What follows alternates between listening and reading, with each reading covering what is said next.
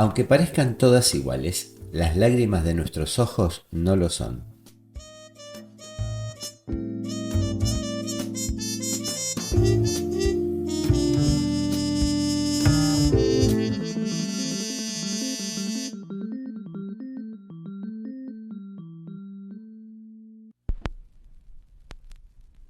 De acuerdo a la situación, los lagrimales generan distintos tipos de lágrimas. Existen por lo menos tres: las basales, las reflejas y las psíquicas o también llamadas emocionales. Cuando nos llora el ojo, las glándulas producen lágrimas basales que evitan que los glóbulos oculares se sequen y así los mantienen lubricados. En cambio, si se nos mete algo en el ojo como tierra, champú o el jugo de las cebollas, las lágrimas serán en este caso reflejas y actuarán defendiendo al ojo de esa agresión.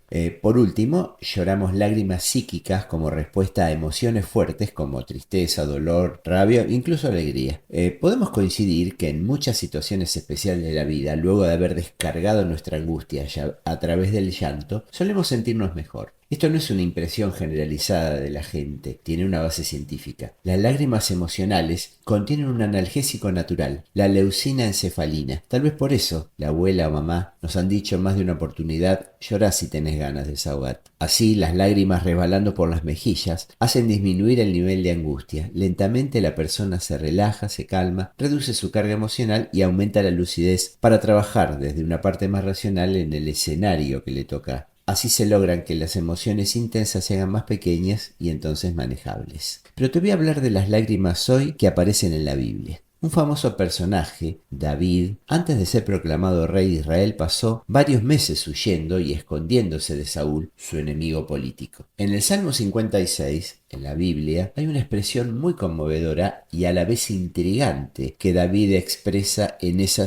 situación que le tocó vivir. Dijo así: Tú, Señor, llevas la cuenta de todas mis angustias y has juntado todas mis lágrimas en tu redoma. Has registrado cada una de ellas en tu libro. David sabía que era una víctima de la maldad humana y que Dios conocía su angustia y su dolor por ello. Sabía que Dios veía cómo tenía que vivir escondido y huyendo. Entonces le pidió a Dios que contabilizara su llanto por esta situación desesperante de una manera muy particular para nosotros, pero tal vez doméstica para él. Ocurre que en su tiempo solían guardarse en los funerales judíos una pequeña vasijita llamada redoma, en la que se ponían las lágrimas de los deudos. Esto se hacía para dejarlas luego en el lugar de la sepultura y expresar de manera simbólica el dolor de los presentes por esa pérdida. En un sentido, David toma esta figura doméstica y en un acto de confianza en Dios y afirmando su fe en él, declara que Dios guardaba cada una de sus lágrimas que él derramaba en esas oscuras noches de dolor. Esa redoma divina sería el recordatorio de su sufrimiento para que Dios actuara defendiéndolo.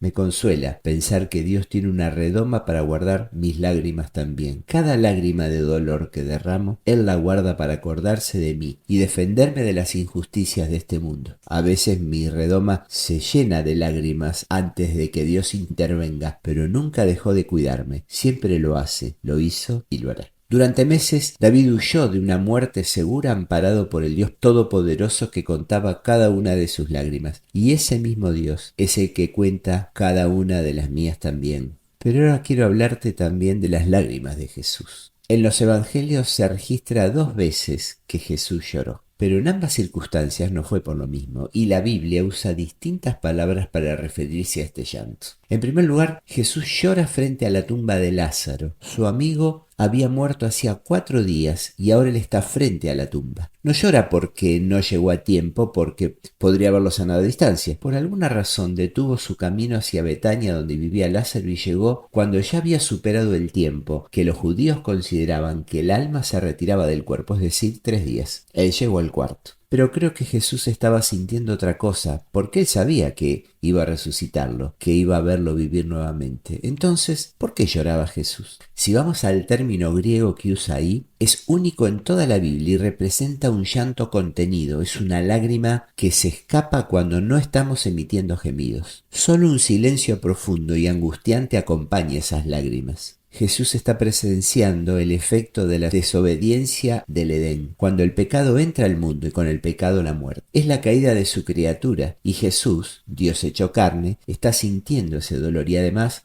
Piensa en la entrega de su vida que deberá hacer en pocos días más para vencer la muerte. Jesús expresa con lágrimas la muerte de su amigo. Ve su fragilidad, pero no es desesperación. Es tristeza porque no estaba en los planes de Dios esa ruptura de la comunión que él disfrutaba en el Edén. Más tarde, en otros días, Jesús está frente a Jerusalén. Está llegando a la ciudad que representa la unión de Dios con su pueblo. Ahí está el templo, el altar. Allí Dios se encuentra a su pueblo adorando. Pero su pueblo está distraído. Se alejó de Dios y está llevando el castigo de sus actos. Muchas veces se alejó de Dios y Él los restauró y volvieron a alejarse. Una y otra vez. Entonces, recordando eso, Jesús hace público su dolor. En este caso, la Biblia usa otra palabra para describir ese momento. Él llora con gemidos y la gente lo oye. Proclama su desilusión por el rechazo que su pueblo ejerció sobre él cuando venía a cuidarlo como una gallina a sus pollitos, según su propia expresión.